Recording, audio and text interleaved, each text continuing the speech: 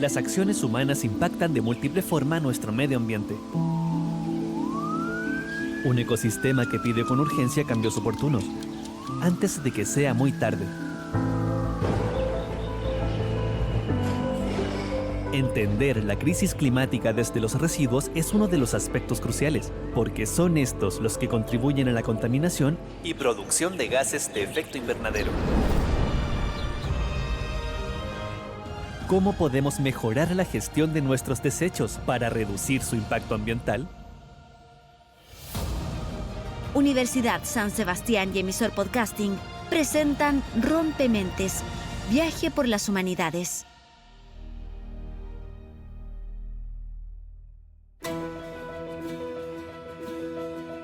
Hola a todos y todas, soy Pablo Márquez y les doy la bienvenida a un nuevo capítulo de Rompementes, viaje por las humanidades.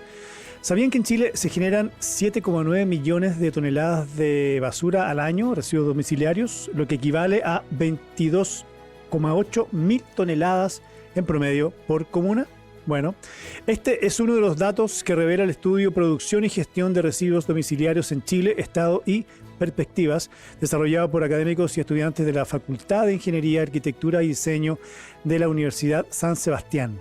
Para conocer sobre este aspecto, y nos acompaña en esta nueva edición, Ariel Valdés, que es director de Ingeniería en Energía y Sustentabilidad Ambiental y del Magíster en Gestión Ambiental, todo de la Universidad San Sebastián. Ariel, gracias por estar aquí en Rompementes. Así es, muchas gracias Pablo por la invitación, feliz de compartir el estado de avance de la gestión de residuos en nuestro país. Casi 8 millones de toneladas al año de residuos domiciliarios. Qué impresionante la cifra, ¿no? Sí. Esto es una cifra que ha ido creciendo. ¿Cómo se reparte esta cifra también transversalmente en la capital? Mira, para ser bien franco, durante estos últimos 9 años se ha mantenido más o menos en el mismo nivel, ¿ya? Lo que no deja de ser preocupante. Hubo una disminución significativa cuando se implementó la ley REP. ¿Ya? Claro. Que eso da cuenta justamente que como país hemos avanzado en el sentido correcto, generando conciencia entre las personas, pero obviamente estas cifras no nos permiten cumplir con los objetivos que Chile ha suscrito a nivel internacional. Y esto también se transforma en una crisis que puede repercutir en diferentes ámbitos. Por un lado, lo que tiene que ver con la capacidad que tenemos justamente para gestionar los residuos, como por otro lado, la salud de las personas y la biodiversidad. Ahora, ¿es posible hacer un mapa de los residuos domiciliarios? ¿En qué comunas hay más, en qué comunas hay menos? ¿Cómo se trabaja también en su recolección y en su tratamiento? Sí, mira, es posible, pero justamente esa es una de las particularidades de nuestro estudio, porque nosotros nos dimos cuenta, porque estamos trabajando con dos bases de información. Por un lado, la red C, que es la plataforma de emisión y reportabilidad, en el fondo, en donde las diferentes comunas van dando cuenta de los residuos domiciliarios que se producen y cómo los gestionan. Y por otro lado, una encuesta que nosotros hicimos a cada una de las municipalidades a través de la ley de transparencia. Bueno, ingresando al Red C, nosotros nos dimos cuenta de que si bien hay, en cuanto al total de residuos que se producen, hay bastante conocimiento, el 97% de las comunas en Chile reportan sus residuos, que son 346 comunas en total, digamos.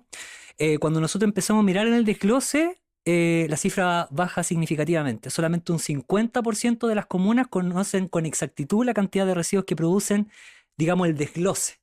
Y eso obviamente es un tema delicado porque si bien se está reportando, no estamos recabando información clave para saber en el fondo cuáles son los aspectos más críticos para mejorar la gestión de residuos. Ahora, quedé pensando, ¿cómo se hace el desglose? ¿Cómo una comuna puede saber qué residuos tiene que, primero, catalogarlo, verlo, separarlo, guardarlo? ¿Cómo se hace ese catastro? Exacto, bueno, justamente a través de la ley REP, las municipalidades son las que tienen la obligación de encargarse de la gestión de residuos, pero ya no de manera independiente, digamos, tienen que empezar a articular dentro del sistema de gestión a empresas que dan el servicio de gestión y valorización de residuos también como recicladores base.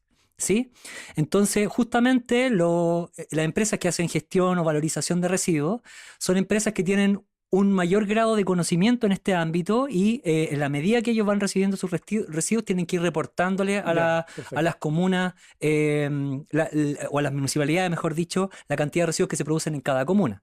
El problema está en que parece que o está llegando esa información tarde o definitivamente no se está solicitando. Claro, no la hacen. Claro. Quizás es un costo extra que Por las supuesto. municipalidades están tratando de surfear por ahí. Claro, y que es justamente porque el otro día, a raíz de una entrevista en otro medio, me preguntaban lo mismo y yo me decía, ¿pero quién es el responsable? Sí, legalmente podríamos decir que el responsable es la municipalidad, pero no se están dando los recursos, por un lado, para que cuenten con el capital suficiente para abordar esta creciente de generación de residuos, y por otro lado, el recurso humano de tener suficientes especialistas dentro del área, esto de tener un departamento de medio ambiente, algo reciente en la municipalidad. Claro. Antes era solamente este departamento de aseo y ornato, el que se cargaba un poco de todo, incluso también de, por ejemplo, la limpieza de las plazas.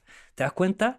Entonces, hoy día que tenemos exigencias tan específicas en este ámbito, es necesario que también se dé recursos a las municipalidades para fortalecer su equipo humano en ese ámbito. Ahora, ¿cuál es el problema, Ariel, de no tener ese catastro, de no saber exactamente qué tipo de basura se produce en cada comuna? ¿Cuál es el problema medioambiental que puede generar? Mira, está muy buena tu pregunta porque, por ejemplo, uno de los desafíos más grandes que tenemos en Chile de cara a alcanzar la carbono neutralidad es hacer una correcta gestión de los residuos orgánicos. Fíjate que los residuos orgánicos corresponden a cerca, esto a nivel promedio, ¿verdad? Un 50% de la bolsa negra. Digamos, cuando hablamos de la bolsa negra, hablamos de la bolsa de residuos domiciliarios, lo que sale en cada casa, pero un poco... Todo mezclado. Claro, la metáfora que se utiliza en el fondo para transmitirle a la gente que de dónde vienen los residuos. Los residuos que vienen de la casa, cuando nosotros hablamos de residuos domiciliarios, hablamos de la bolsa negra. Vale. Esta bolsa negra, de acuerdo a las estadísticas que se manejan, el 50% son residuos orgánicos. Resulta que estos residuos orgánicos son residuos que en sus componentes hay elementos que naturalmente los ecosistemas tienen la capacidad de procesar. Por lo tanto, es tremendamente preocupante que lleguen a los rellenos sanitarios sin hacer una correcta gestión.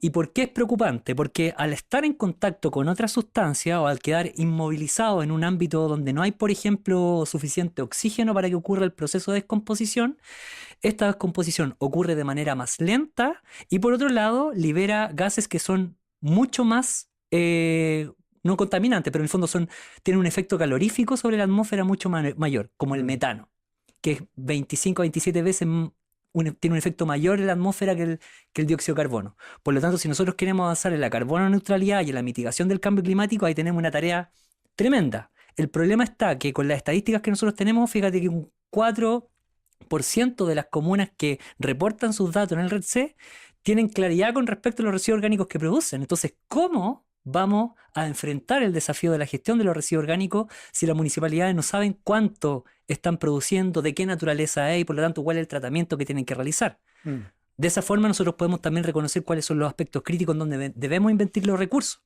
Ya es diferente obviamente que si estamos hablando de residuos orgánicos, residuos, no sé, vidrio, metales que requieren otro tipo de tratamiento, a cosas que a lo mejor, como pasa en la Municipalidad de La Pintana, que tienen su propio sistema de gestión y valorización de residuos, donde están haciendo a través del proceso de lombricultura, generando fertilizantes, por ejemplo.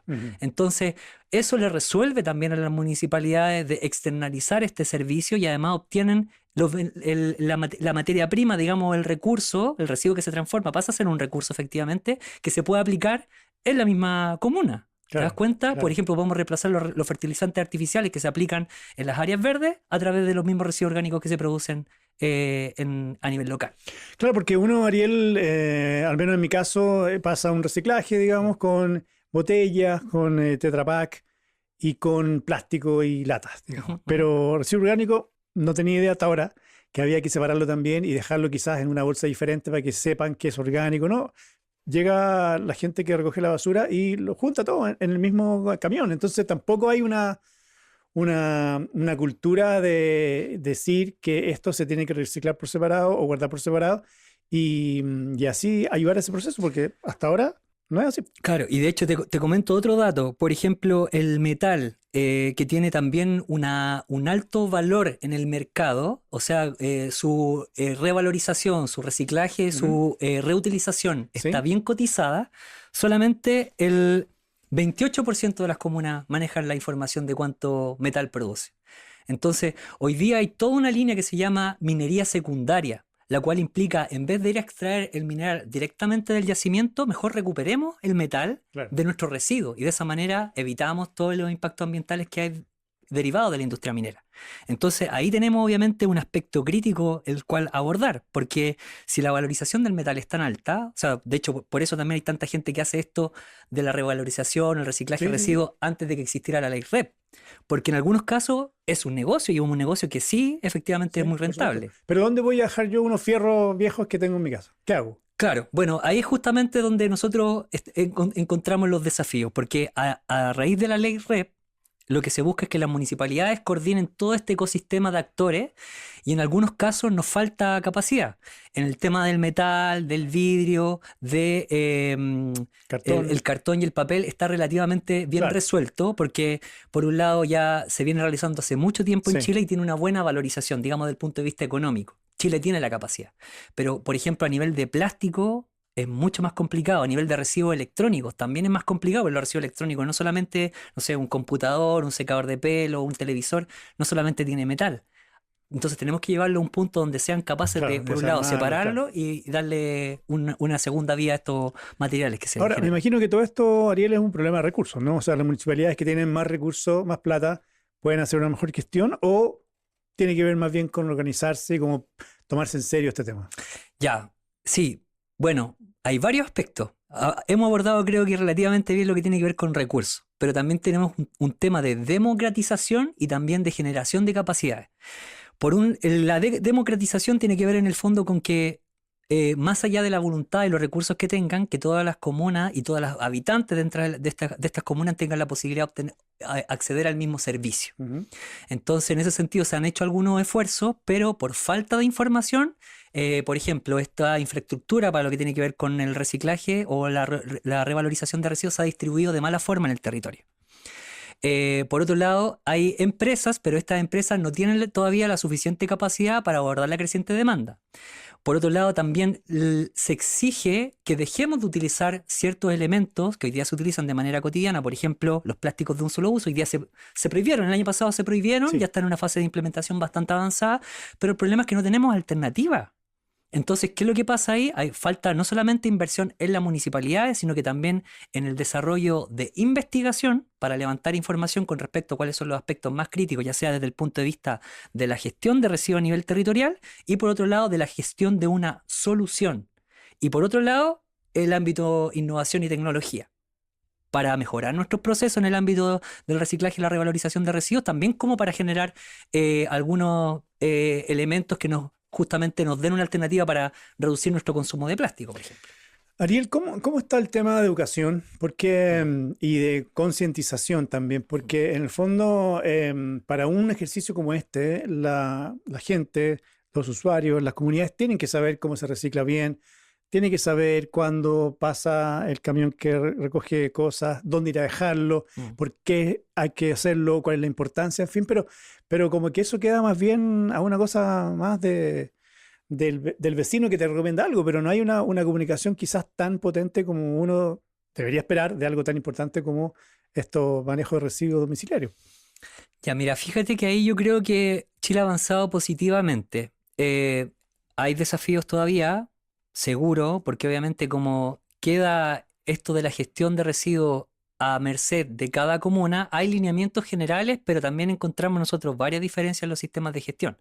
Entonces, claro, lo ideal sería que homogeneizáramos los criterios y toda la gestión de residuos se realizara de la misma manera a nivel país, ¿verdad? Entonces ahí por un lado hace falta un mayor esfuerzo en coordinación. Pero yo creo que desde finales de los 90 en adelante se ha generado un trabajo justamente por posicionar estos temas en al menos los establecimientos de educación. Y eso también nosotros lo vemos reflejado en nuestro estudio, porque fíjate que comparamos los datos de cómo ha aumentado la tasa de reciclaje o revalorización de residuos en relación a la cantidad de personas dentro de cada comuna que tienen educación media completa. y efectivamente veíamos que hay una relación directa. A mayor nivel de educación también hay una mayor conciencia en cuanto al impacto que generan en los residuos, por lo tanto la gente está reciclando, reutilizando más. Ujú. ¿Ya? Yo también doy cuenta de que efectivamente a nivel de los establecimientos educacionales y la malla curricular se han incorporado estos temas en las diferentes asignaturas, entonces eso creo que ha hecho que justamente las generaciones que vienen detrás de nosotros tienen mayor grado de conciencia. El tema, yo creo que aquí está más que en el ciudadano de a pie, porque de hecho se hizo otro estudio previamente que lo lideró Fundación Chile, en el cual evaluaba la disposición a reciclar de las personas. Y también si ellos estaban conscientes de la importancia que tenía. Entonces, la mayor parte de las personas daba cuenta de que efectivamente era importante el reciclaje para reducir nuestros impactos ambientales, pero no lo hacían porque faltaba justamente infraestructura en los territorios. Claro. Nosotros nos quedamos con esa duda, fíjate, también lo analizamos en nuestro estudio y nos dimos cuenta, al menos por ejemplo en la región metropolitana, que hay una gran diferencia entre la infraestructura, cómo está dispuesta la infraestructura en las comunas del sector oriente versus las del sector poniente. Y nos dimos cuenta que en algo tan sencillo como son los puntos de segregación de basura, o perdón, de residuos, puntos limpios, que no es exactamente punto limpio, porque hay varios términos que se utilizan, pero tú me entiendes, puntos limpios, puntos verdes y puntos de segregación. En el sector oriente hay el doble de puntos limpios que en el sector poniente. El problema está que la población del sector poniente es mucho mayor que la del sector oriente. Y además, la área urbana efectiva, digamos, donde habitan las personas, también es mucho mayor en el sector poniente. Claro. Esto que implica que las personas del sector poniente tienen que recorrer el doble de distancia para llegar a un punto limpio y además tienen que, estos puntos limpios reciben una población que es 3 veces la población del sector oriente. Por lo tanto, eso hace, obviamente, que se genere un desincentivo para que la gente recicle. Y cuando la gente va a reciclar, ¿con qué problema se encuentra? Que llega al punto limpio y ya está lleno. Exacto. Ahora, esos recursos. Volvemos a la... Claro, pero recursos y capacidad. Claro. Porque si no tenemos empresas que puedan apoyar justamente a la municipalidad en su gestión, vamos a estar generando un cuello de botella igual en ese ámbito, aunque tengamos recursos. ¿Cómo estamos nosotros, Ariel, comparados con la región? Bastante mal en cuanto a tasa de reciclaje. En la OCDE se estima que Chile es parte de, ¿verdad? La tasa promedio de reciclaje es un 25%. Chile está en un 1%. ¿1%? Sí. Entonces, en cuanto a lo que son residuos domiciliarios. Sí. Entonces, Chile obviamente quiere aumentar su tasa de reciclaje a un 30%, según la estrategia de residuos. Pero obviamente son 7 años más al cual está establecida esa meta, a la tasa que estamos creciendo, no llegamos. Sí. Y por lo mismo, ¿cómo están los estados de los rellenos sanitarios? Porque ahí va a parar esos residuos que no se pueden separar pero también estamos llegando a una capacidad cada vez más grande, ¿no? Claro, mira, de agote, digo. Exacto, y bueno, fue justamente ese otro ámbito del estudio que nosotros realizamos, porque nos dimos cuenta, por un lado estaba este desafío en reportabilidad, ¿verdad? Y por otro lado también que faltaba hacer esta conexión entre los ámbitos socioeconómicos y demográficos de cada una de las comunas con estos aspectos que tienen que ver con la producción y gestión de residuos. Nosotros dijimos, bueno, ya estamos acá encontrando algunas relaciones, la gente está reciclando poco, ¿verdad? Queremos llegar a esa meta. Bueno, ¿cuáles son los desafíos que nos enfrentamos si es que no cumplimos con esto? Entonces, porque uno dirá, bueno, más allá de cumplir la meta, ¿cómo nos afecta a mí como ciudadano, digamos? Que no se cumple una meta que Chile suscribió con la ONU, ¿verdad? Bueno, las estadísticas son súper tristes porque en el fondo nosotros tenemos 42 rellenos sanitarios operativos en Chile en la actualidad. De estos 42 rellenos sanitarios, hay un 74% que va a cortar su vida útil con las tasas de producción de residuos y gestión de residuos que llevamos actualmente. Y la reducción en el tiempo de vida útil es de un 10 a un 20%. Esto implica entre 6 a 10 años, si mal no recuerdo. Lo que se traduce en que en el corto plazo vamos a tener que pensar en ampliar los rellenos sanitarios con todos los impactos que esto genera, o generar nuevos rellenos sanitarios en un país donde obviamente las personas ya no quieren tener ese tipo de lugares en su patio de atrás, ¿te das cuenta? Entonces, claro que esto va a tener un impacto en la sociedad civil, ¿verdad? Entonces, si nosotros como personas no nos hacemos conscientes de este problema y empezamos a exigirle más a las autoridades y a las instituciones que están relacionadas con el tema de la gestión de residuos, obviamente vamos a generar un colapso de estos rellenos sanitarios o vamos a tener que crear otros más alterando nuestro entorno. Ariel, y para terminar esta conversación que estaba muy interesante, tú como especialista, como autor de este estudio, ¿cuáles son los pequeños pasos básicos que uno como usuario, como residente, puede hacer para colaborar, para que esto mejore? Uh-huh. Bueno, como decía inicialmente, es importante que las personas tomen conciencia y también vayan denunciando estas situaciones como irregulares que tengan que ver con la gestión del residuo, ¿ya?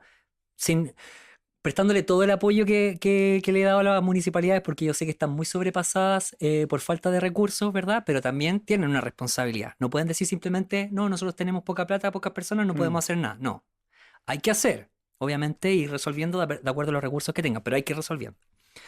Pero además, como persona, nosotros tenemos que cambiar claramente nuestra lógica de consumo, ¿sí? Hay actividades pequeñitas que podemos hacer en lo cotidiano que ayudan a mejorar un montón esto. O sea, antes nosotros posicionábamos el reciclaje como esto de las 3R, ¿verdad? Que como que era lo que nos iba a dar la solución respecto a la crisis ambiental que tenemos con respecto a la generación de residuos.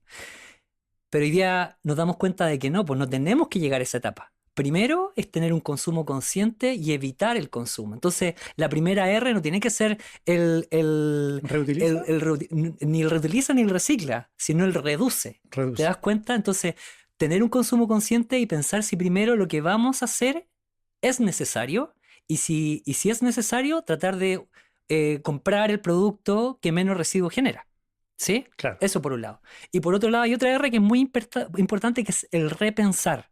Y el repensar involucra no solamente a la persona, sino que también a la empresa que está empaquetando su producto, ¿verdad? Y a las empresas que generan estos envoltorios y envases, en el fondo, para hacerse cargo de las externalidades o los impactos que generan sus residuos, ¿verdad? Entonces, aquí entra algo que... un concepto que se ha desarrollado recientemente, que ha agarrado fuerza, pero la gente no lo tiene muy claro, que es la economía circular. Que el proceso productivo debe ser considerado más allá de que la materia prima entra a la empresa y el producto sale de la empresa, sino que nosotros también tenemos que considerar el ciclo completo de vida, ¿verdad? Entonces ahí el repensar es muy clave, porque si nosotros vamos a hablar de que somos empresas sustentables, que estamos aplicando la economía circular, entonces tenemos que considerar en el fondo todos los impactos que están asociados al ciclo de vida del producto, no solamente una vez que lo entregamos al cliente y no olvidamos. Claro. Bueno, hay hartos desafíos, parece, Ariel, en este tema. Te agradecemos, Ariel Valdés, director de Ingeniería en Energía y Sustentabilidad Ambiental y también del Magíster en Gestión Ambiental de la Universidad San Sebastián. Gracias por estar aquí en Rompementes. Un gusto conversar contigo. A ti, muchas gracias. Nos vemos. Chao. Rompementes, viaje por las humanidades, fue presentado por Universidad San Sebastián y Emisor Podcasting.